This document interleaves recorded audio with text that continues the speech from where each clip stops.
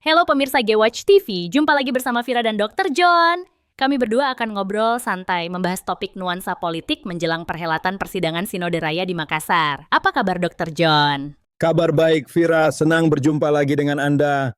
Halo pemirsa G-Watch TV, pencinta podcast Imaginer. Shalom, salam sehat selalu. Kiranya kita tetap semangat, tetap tersenyum, dan tetap berjuang untuk menggapai sesuatu yang kita inginkan dan dambakan. Dr. John, ada yang menarik yang terkadang dihindari untuk dibicarakan oleh para pelayan tentang politik gereja. Bagaimana tanggapan Anda?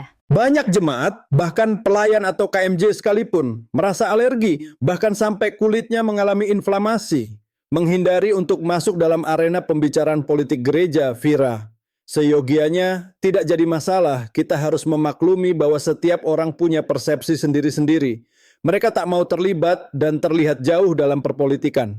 Namun sebenarnya di lubuk hati paling dalam, mereka mau ikut nimbrung, tapi sikon tidak memungkinkan. Mereka dihantui ketakutan dengan adanya penyakit mutasi, mutation disease, amazing. Yang jelas politik gereja bukan politik praktis. Politik gereja adalah politik moral yang menyuarakan suara kenabian. Adakah nuansa politik yang berkeliaran atau adakah nuansa politik yang beranjang sana di persidangan Sinode Raya? Bagaimana Anda melihat situasi yang beraroma politik ini? Seyogianya, tak perlu kita munafik dan berbohong dengan diri sendiri. Secara realita yang hadir dalam persidangan punya karakter politik lebih kuat dari yang kita bayangkan. Mereka punya strategi khusus, strategi terselubung, kampanye terselubung. Mereka pandai berlobi, mereka bermanuver ke sana kemari cari dukungan. Dan kita tak boleh lupa, ada transaksi kepentingan di dalamnya. Dan ini sangat kental nuansa politiknya, sangat kental riuh gemuruhnya dalam kemunafikan silent politik. Apakah silent nuansa politik akan berkolerasi dan bertoleransi dengan silent kampanye hitam? Iya, Vira, kita jangan mau dibodohi. Para kontestan sudah punya tim sukses. Tim ini yang mengatur segalanya, pendekatan terus dijalankan, dan waktu yang kurang lebih 2 bulan digunakan masa tenang untuk bergerilya secara tersembunyi, berkonspirasi, berkolusi secara halus.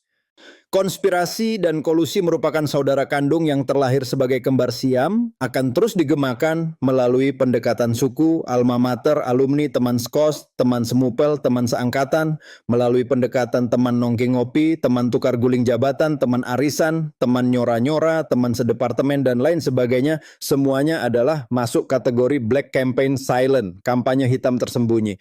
Dan nantinya Black Campaign akan terdengar dalam persidangan, akan terendus dan akan tercium baunya baik dalam aroma musik rock, aroma musik jazz, maupun aroma musik pop. Dan yang endingnya terkadang melankolis dan saling berpelukan seperti Teletubbies. Wow, keren sekali. Artinya nuansa politik tetap ada dalam pemilihan fungsionaris Majelis Sinode di PSR? Iya, tetap ada dan tetap saling bercengkerama. Mereka saling berpelukan, saling berkomunikasi, saling menyapa agar tidak tergelincir dan terjatuh sakit. Mereka saling menjaga diri dari serangan tiba-tiba, sudden death or stroke. Dan nuansa polik, nuansa warna-warni, nantinya akan menghasilkan kenikmatan bagi mereka yang bisa menggunakannya secara elegan.